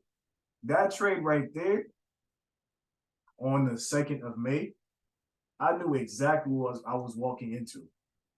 By the way, this was my phase one. I also had to trade with the firm. At one point, it was at 5.7K, and both of these 10 lots equated to 20, right? And this was just a one lot for USD JPY. May 2nd was right here. Yep, I knew it. Yep, right here. And yeah, I think it was this trade right here. Like, I came in knowing exactly what I was looking for, which is what gave me the confidence. Because you can't just decide to take a trade and not know why. I saw price break structure here, retrace, and I knew EU was gonna give me like maybe, I think my stop loss had to be maybe 11 here, right? And I think the reason why I took that trade was because it was Jolt's job report. Let me see if I'm right on that. And so because I saw that like gold already took off, and for some reason EU didn't take off just yet, I said, oh, okay. Yep, Jolt's job report. See, you gotta remember your trades. So I put in that 10. I'm like, wait a minute. If price is gonna go at least 27 pips, I can put in 10 lots and risk about 12, 11 pips. That's not gonna kill me. Like, the account was fresh too. Like, it was at a full rounded 100K. I'm like, yeah, I could lose 2 bands. It's fine. I don't care. Like, I'll be okay. And sure enough, I took those 2 trades. Within like 15 minutes, the market went. I was like, let's go. Quick 31 pips, but I was risking the bare minimum. There's been times I've seen, and honestly, I really could have capitalized on this too, but like, I was satisfied and I closed out, right? I closed out. But here's another setup I really should have capitalized, which is this one I just spoke about. here's another reason why I should have capitalized on this setup. This was a W formation that retraced at what? A breaker block. And see, I know my setups very well when I see them. Because if I see a breaker block, pay attention, let's say on the 5-minute time frame or the 1 hour time frame. I know once price actually clicks like a seatbelt or stitches together where the lower high, they used it and turned it into a higher low, that means I could put my stop loss very tight behind where price connected, because at this point, this setup becomes stop hunt proof. Did you guys hear what I said? I like when setups show me their behavior and characteristics, and I know that one of the secrets about the breaker block is when they connect right in here, where the lower high is the same area that they turn into a higher low, then it becomes stop hunt proof. Which means they're not gonna be like, let me grab that stop loss. Hey, come here. Let me grab that stop loss real quick. You know what I'm saying? That's a nice trade you got there. It would be a shame if I just no, it's none of that. So I've been studying this for at least 2 years, maybe a year and a half. You know, the Drewski. I know that I can get away with murder with very small stop loss, and at least going for on a 5-minute, I could at least go for like 15 to 20 pips. Now that might not seem like a lot to you, but if you put in 20 lots, let me do that again. Let me do that again. You have a 300K trading account, right? Because we came here for psychology and tactical execution mentality, right? So let me walk you through my thought process, because I ain't come here to hype you up. Oh yeah, man, that was a good. No. I want you to leave with some bags of knowledge in your head and a confidence that is exuding out of you. I want you to go to sleep next to your wife, or husband, or significant other, or yourself, like, damn. Yeah, this is exactly what I needed out of a psychology boot camp. I've been in some boot camps. I ain't gonna lie to you, not impressed. Not impressed. All right, so let's say you got a 200 or 300K account, or even a 100K account, right? You want to trade, and you're seeing price giving you like 8 to 9 pip stop loss. What does that mean? I'm about to tell you. So let's say you're risking less than 1%. So in a 100K account, let's say I'm risking $700, right? $700 on a trade divided by, let's say, 9 pips equals out to $77 that I can use. So let's say I use the full 7.7 lot size, and this thing goes 20 pips. 77 times 20 pips is already $1,500. Let's say I was risking $1,400 on a 200K account, which is barely nothing, right? $77, risking $700, right? I don't know if you guys understood that, because I've been doing this calculation and helping y'all with it for a long time, but some of you guys might not know it. First of all, I want to let you guys know, in case I forget, that when you have a funded account or you're trading your own personal account, you don't have to risk the full 1%. In fact, not every trade requires you to risk 1%. I'll tell you why. If you get your stop loss hit, you just lost 1%. And the second attempt you're gonna take might make you hesitate, or you might even feel like, dog, another loss is 2% for the day. Say a couple hours later you see a nice setup. Now you just gotta wait for the next day or something, right? Because sometimes you take trades and mentally you can't. That loss kind of shook your confidence a little bit. So that's why like it's very important to know your setup, the ins and outs of the setup, why you would put your stop loss, where your potential TP can be, and what you would risk with that type of stop loss behavior. That's what is called a psychological plan of action, right? Execution mentality. Right? My mustache is out here just doing everything it wants. All right. Is you guys with me? Are you guys with me so far? So this is the importance of understanding your setup. You got to understand what it means and what it translates to when the market shows you very particular setups that you're used to, right? It gives you more wisdom. It gives you more confidence. Agree? If you're not there yet, it's hard. Can you imagine getting into a trade not knowing anything about the trade, how it's going to play out for you, and you keep doing that over and over and over and over again?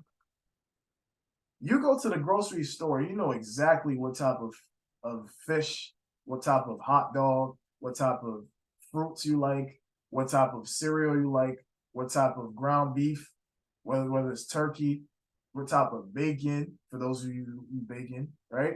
What type of water. And you telling me as a trader, you don't know what exact type of trade setups that you want to go for to make money, to pay for those groceries? How, Sway? How does that make sense? You can't keep getting away with that. You can't. So that's why, like, even if you mess up, do yourself the favor of when you take those losses, ask yourself if this was the right setup. Ask yourself if you really knew what the goal was. Ask yourself, did I actually have enough time to calculate my risk to reward, my stop loss, and why? If those questions don't go into your metrics of reframing, you're just gonna keep blaming yourself, saying I'm a failure. But it's like, yo, why you just failed? What can we learn from this? You know what I'm saying? Like, it's okay to have your song playing, you know, in the shower, even though you're going through it. No, you love the market. No matter what loss you take. And you hope you understand EU can redeem itself to you. You want to know that you and US 30 have a relationship together that is unbound. All right. Let me stop. So it just goes to show you, like, if you really love that pair, oh, US 30 is my pair, EU is my pair. You don't even know her like that. You don't even know it like that. You just found out about US 30. You just traded, or you like Nas, but you don't really know Nas. Like, did you know that there are afternoon order blocks and morning order blocks with the indices? Did you know that?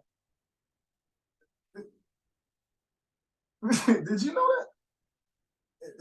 If you didn't know that, you don't know her like you think you know her. You know what I'm saying?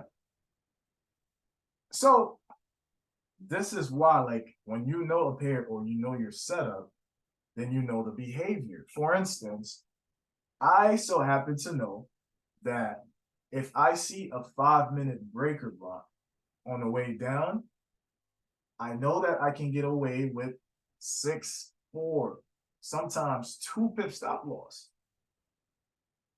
Right? Yes, Mel. Yes, we know you call the Nas trading.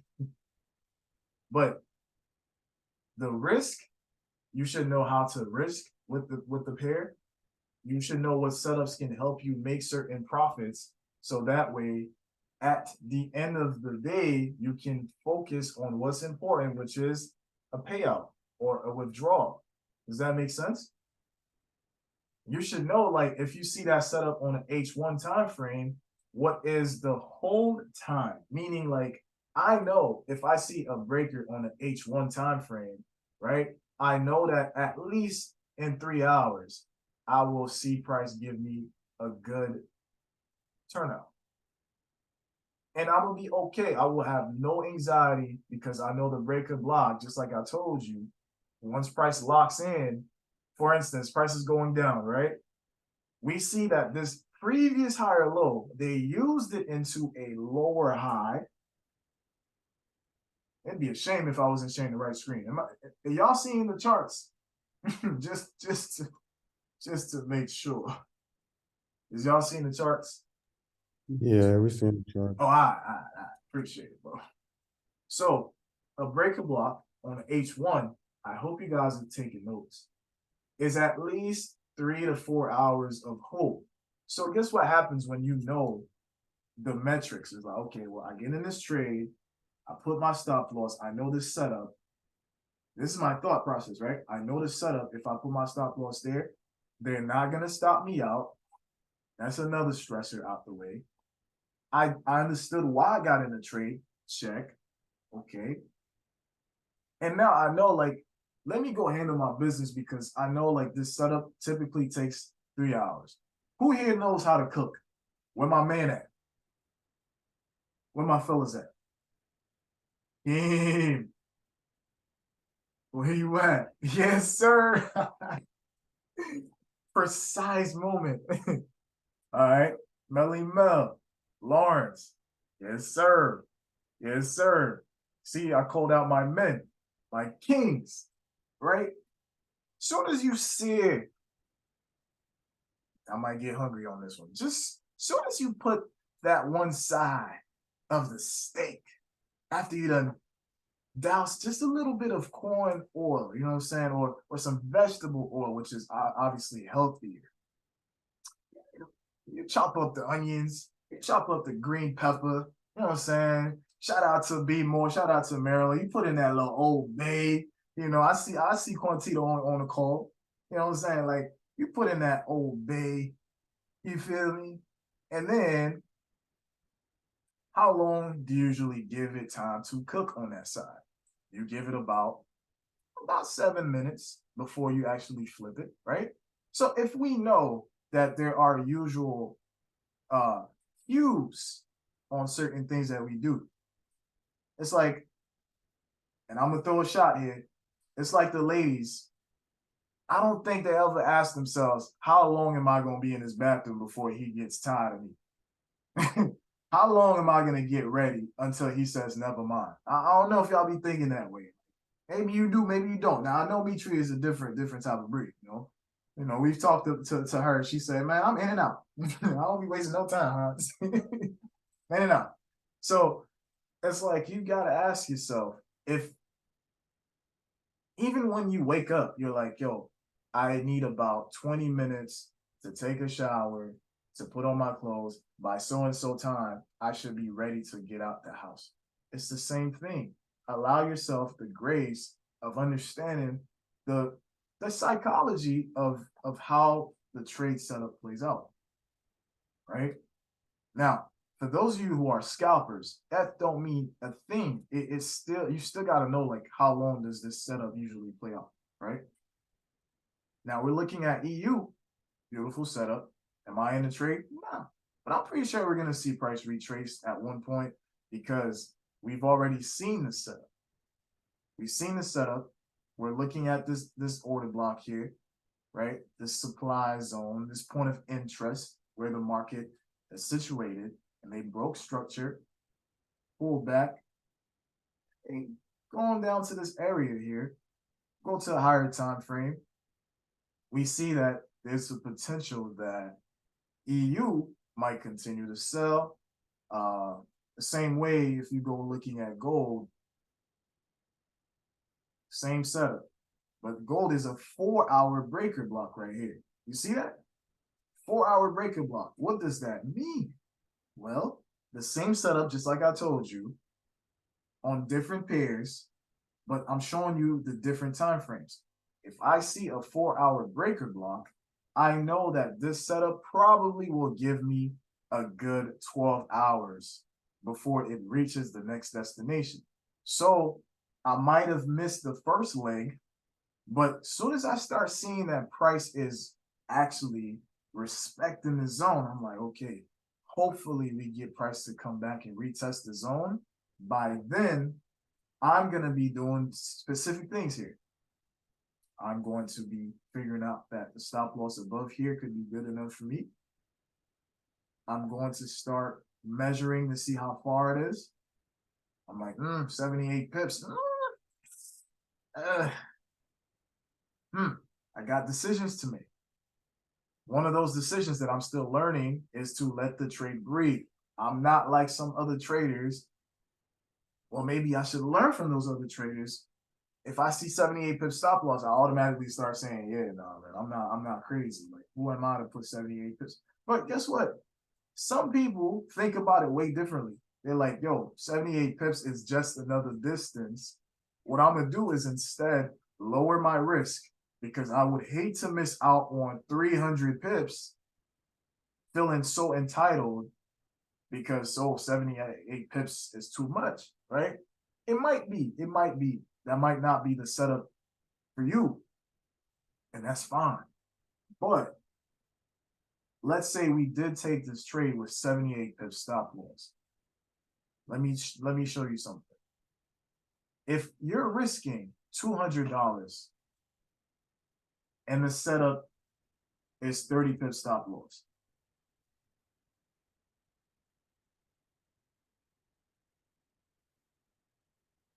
$200 divided by 30 pip stop loss. You get to use a $6.60 lot size, right? 0.66. But let's say you are risking a trade for $200 with 70 pip stop loss. You get to use $2.85. But let me ask you guys, my beloved people, in both scenarios, how much money were we losing? Were we planning on losing? See if you guys were paying attention. In both scenarios, how much money were we planning on losing or risking or investing on that trade setup? How much money? Mary got it right. Mary, you are a candidate for our giveaway tonight. You gotta write your name down. All right, you almost had it, Keith. You gotta be quicker than that. It's all good. You hurt. I was seeing the consistency, yo. You like Don't 77, cry, 78. I'm cooking right now too, so that's pretty ironic. Okay. All right. So you're gonna get a free book tonight. All right, that was one of my prizes. And the book that you're gonna get is called The Zen Trader. It's a really good book about psychology, and I've been reading it from time to time. And quite honestly, it's funny that it matches with a lot of things that I was already writing down. And I just caught this book not too long ago. I was talking to I think I was just watching something, and one of the traders said, like, this is a good book. I'm like, yeah, I wouldn't mind adding this to my list. Zen Trader. So reach out to me later. I will. There it is. By Peter Castle. Looks really good, right?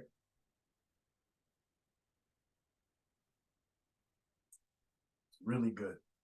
So if in both scenarios you were risking $200, then does it really matter much sometimes? Especially if the situation equates to you actually risking the right trade and making a whole bunch of pips. Sometimes most people, including myself, who are like, oh, I would never 78 pips stop loss. That's not me. The same people that say that are going for like 12 pips and they tapping out. I've done damage with 12 pips. I've made some good profit with 12 pips, but it feels just as good to catch 350, risking 78. It feels the same. It feels the same, right? So it's all about the perspectives. It's all about understanding the behavior, the setup, you know, the process of what even made you fall in love with the setup in the first place. Like what were you thinking? What were you going for? What is the take profit range? What's the stop loss? Why are we using that lot size? Is it out of randomness, or did we calculate it so it could fall into the psychology of what keeps me from being anxious? Does that make sense? All right. So now, do you guys usually have those thoughts when you are planning your trade? Let me ask, are these similar thoughts that you have when you are going through deciding like what trade to take? Or is this making sense to the point where, man, I should apply that? Maybe that's what I was missing. That might not be something you're missing so far. I know it's a lot of other traders right now who got that part figured out. Okay, someone said, I will be honest. No. All that is part of the psychology. Everybody want to throw that word around, but like, you got to mix a good strategy with great psychology to get execution mentality, man. Come on. Come on. How you psychology? Okay. It's not about just your move. It's not just about having the right mindset, a go giddy attitude. No, it's about like, how do you feel good into a trade? What are you thinking? Like Lawrence has taken some crazy trades these past couple of months. He's documented it in Marcus Apprentice. And he also, no, not Marcus Apprentice, SEAL Team 6, right? But it's like, what do you think about when you're going into a trade? These aspects are important because it's not just about the pair. That's just part of it, right? Even if you were to have the best indicator, the best trade manager sometimes, you have to think about how you want to even set the preset, write the script. You could have the best brand new magic keys and still magically disappearing your losses. I mean, disappearing your profits, right? So in order to be level-headed, you have to have a process of thought. If you don't have that, then you're not going to know why you get in the trade. You're not even going to know why it's a high probability trade. You're not even going to know when to exit. You're not even going to know where to put your stop loss. And your psychology is going to be all over the place. And when the mind doesn't have data, it's frustrated because it doesn't know where to go from here. I'm somebody who has low tolerance for a lot of things. But I ain't gonna lie to you, it takes some losses for me to be like, oh, that's what I should have done. Why didn't I think of that when I was in front of the trades? And truth be told, it takes some losses. For real, it takes some losses for you to figure out what to do right instead of wrong. Because then don't nothing motivate you like some loss, amen? Because you want to get your lick back. You know what I'm saying? You want your lick back. You want to make sure you get that money back, but you got to get it back by any means. All right. So I think this should be the end of today. All right. We can't give all the sauce. So, how you guys feeling? How you guys feeling?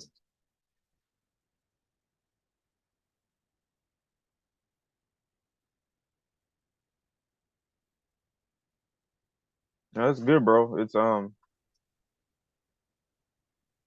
do I say this? There's a mechanics to things in life, right? Yep. There's certain things that I say this all the time. The laws of gravity don't care how old you are, how you feel. Like, that's just what it is. In the process of trading, there's systems and there's calculations. And the emotions, to your point, it's just that fluff. It's fluff. After you look at what you see you analyze it properly, you be patient for your trade. That should be it. But that zen point you were making about the book, it has to be no emotions. Like, there's some days where I'll have a really good day, and I'm not even excited, bro. I'm just like, Right. that's what that day was supposed to be, Right. right?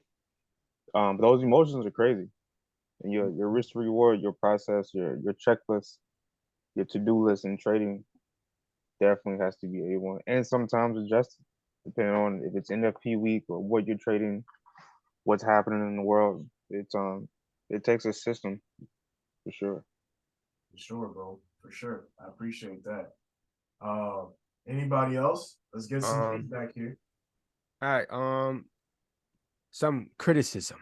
I would say from the first boot camp to this one, I like the nice upgrade, how you integrated your listeners and the boot camp with the questions and the that menti.com dope. I did that in college too as well. So it was a clean perspective. I like the clean perspective when it comes to 7-figure trading, because a lot of times people get things carried away, especially even family members. Like, yeah, oh yeah, my uncle or so and so trades that he has 100K, he has 100,000. No, I have $100,000 of leverage. Right. The difference. It's a major difference. A lot of people get that misconstrued because just because you see them, making $1,000 a day and whatnot.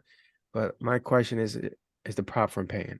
Right. So the next point, nice quote I made from this segment is part of the battle is knowing. And Mhm. I will leave that open because you could put anything, just about anything, just to complete that sentence when it comes to trading. And you got to know your weakness. You got to know your mentality, your psychology, everything. Like I mentioned earlier, I've made over damn near 8,000 in 1 week, and I lost it in 2 days. Right. And I knew why I lost it, because I didn't stick to my strategy. I didn't stick to the plan. And again, to piggyback off that, part of the battle is knowing. It will get to a point when you get tired of losing. Yes. And that's it. That's why I want to say with this call to anybody who's starting a trading journey, who's in the stage of breaking even. I've been there too. We're not perfect. We're not perfect by any way, shape, or form. The whole thing is learning yourself. And like I said, being out lost 8,000 in 2 days, I told myself I will still show up to the market, but I'm not taking no trades. And I don't even care what it looked like. And guess what? I didn't take no trades. That's learning, that's growing, that's discipline. And that is something you need when you're in these markets. Absolutely. Well All right. said, brother. Well said. Well said. Lauren said, I clear my mind and say these 10 things. 1, never let a winner turn to a loser. 2, logic always when impulse kills. 3, never risk more than I can handle. 4, trigger fundamentally and enter exit, right? Technical. Trigger fundamentally enter exit technical, right? 5, always pair strong with weak. 6, being tight and being early means you are wrong. All right. So being tight means being mad, for those of you guys who didn't understand that one. 7, know the difference between scaling in and adding to a loss. Yes. Yes. That's something I have in the vote here. I didn't talk about just yet. Mathematically, optimal, psychological, impossible, right? Mathematically optimal, psychologically impossible. 9, risk is predetermined, reward is unpredictable. Yes, very, very, very well said. And 10, no excuses ever. And may I add, be accountable. Be accountable with self. All right. Take the loss, accept it, and learn from it. All right. Because again, the other day they asked, let me finish with this one.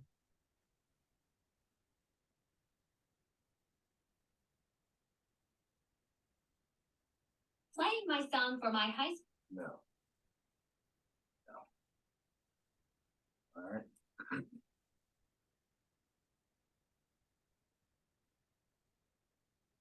All right. They asked Giannis, yo, let me play the 2-minute one.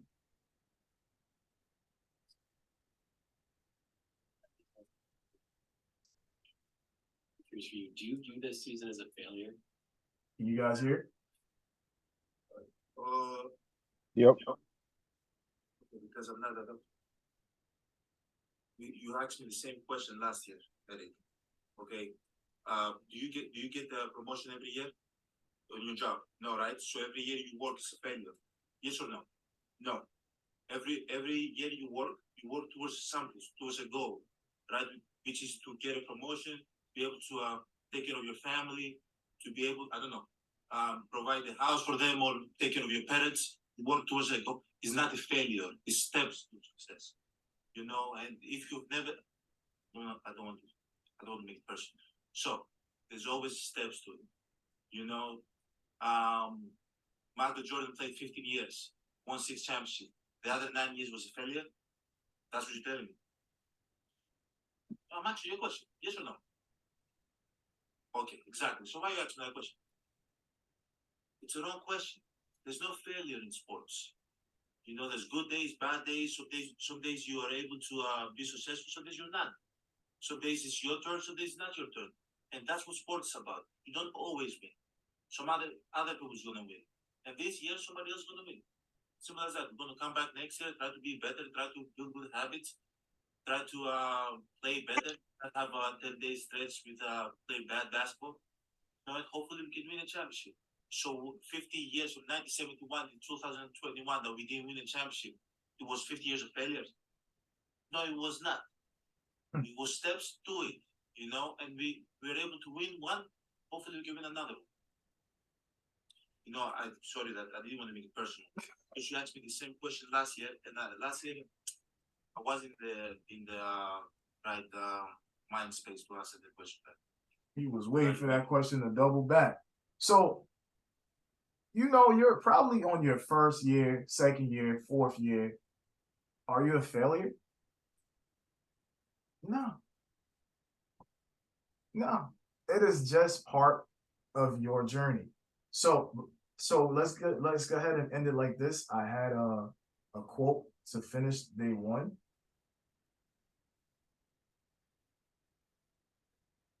All right, I want you guys to repeat after me. I am a testimony. I am a testimony. Testimony. This stage is all a test. This stage is all a test. I have to be tested to become worthy of a testimony. I have to be worthy. I have to be Tested to be worthy of a testimony. Therefore, I must push forward. Therefore, I must push forward. That's right. I am a testimony. This stage is all a test. I have to be tested to become worthy of a testimony. Therefore, I must push forward. So, guys, psychology is not just psychology. As you can tell, day one already showed you the levels of psychology that goes into what we chose, which is trading, as something that we are adamantly passionate about. So if you enjoyed day one, wait till you see day two, wait till we get to day three. And I hope you guys have a great rest of your night. We're going to stop the recording here.